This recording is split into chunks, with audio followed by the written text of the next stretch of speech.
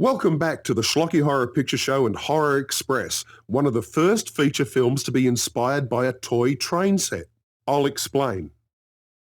Nicholas and Alexandra was a gigantic Russian epic produced by Columbia Pictures in 1971. In order to recoup costs, they sold off many costumes and props, including the model of the Trans-Siberian Express, seen briefly in the film.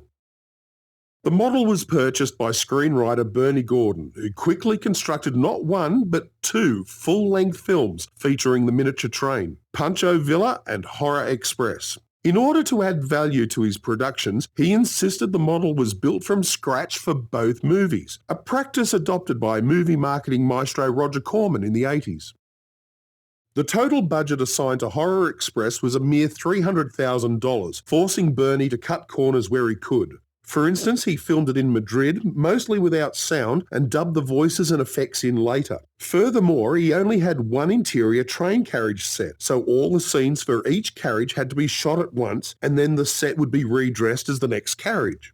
Highlights, or should I say lowlights, of Bernie's screenwriting career include Ray Harryhausen's worst film Earth vs. the Flying Saucers, the abortive adaptation of John Wyndham's Day of the Triffids, and the most geographically embarrassing title in the history of Hollywood, Krakatoa East of Java.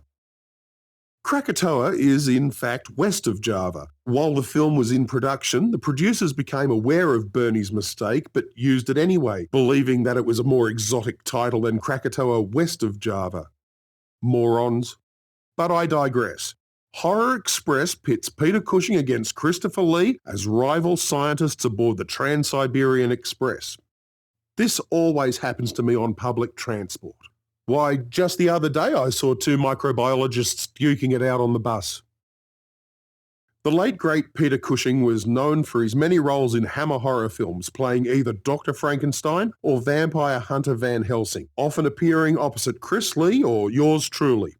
Pete's most famous non-Hammer roles include the drug-addled Sherlock Holmes, the power-hungry Grand Moff Tarkin, and the movie version of Doctor Who, which has created friction between die-hard fans for almost half a century. I met Chris Lee about the same time when he became famous for his role as Count Dracula opposite Pete. Other villainous roles include Lord Summerisle in The Wicker Man, Scaramanga in The Man with the Superfluous Nipple, Saruman in Lord of the Rings, and Count Dooku in the Star Wars trilogy. Am I allowed to say Dooku on TV? They probably say it on the Sopranos all the time. There was some controversy recently when Chris became the Guinness Book World Record holder for the most film roles ever, 269 since 1948. I was quick to send a strong letter to the Guinness people pointing out that my old friend John Carradine appeared in no less than 340 films from 1930 to 1990, but instead of stripping Chris of his award, he was knighted, received a BAFTA fellowship and his own action figure.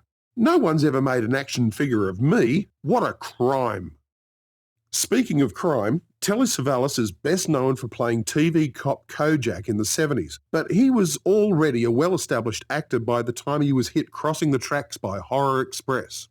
After Telly was nominated for Best Supporting Actor Oscar for his role in Birdman of Alcatraz, he appeared in The Young Savages, The Greatest Story Ever Told, Battle of the Bulge, The Dirty Dozen, The Scalp Hunters, Kelly's Heroes, Pretty Maids All in a Row, and On Her Majesty's Secret Service, in which he misses George Lazenby and shoots Emma Peel instead. Moron. Telly's most unusual career move was probably becoming a pop singer, releasing a spoken-word version of the Bread song If, and cashing in on his popularity as Kojak with the album Who Loves Ya Baby, which led to baldness and lollipops becoming socially acceptable in mixed company. Telly's second most unusual career move was agreeing to play the Cheshire Cat in Irwin Allen's production of Alice in Wonderland, which starred every unemployed actor in Hollywood at the time, including Anne Gillian, Anthony Newley, Beau Bridges, Carol Channing, Ernest Borgnine, Imogen Coker, Jane Meadows, Jonathan Winters, Lloyd Bridges, Martha Ray, A Small Rock, Patrick Duffy, Red Buttons, Ringo Starr, Robert Morley, Roddy McDowall, Sally Struthers, A Tree, Sammy Davis Jr., Shelley Winters, Sherman Helmsley, A Duck, Sid Caesar, and any other passerby who didn't move quickly enough. I know, I've strayed from the subject at hand. Let's get back to Horror Express before I get sidetracked again. Get it? Sidetracked? Suit yourself, you bunch of shunting bogies.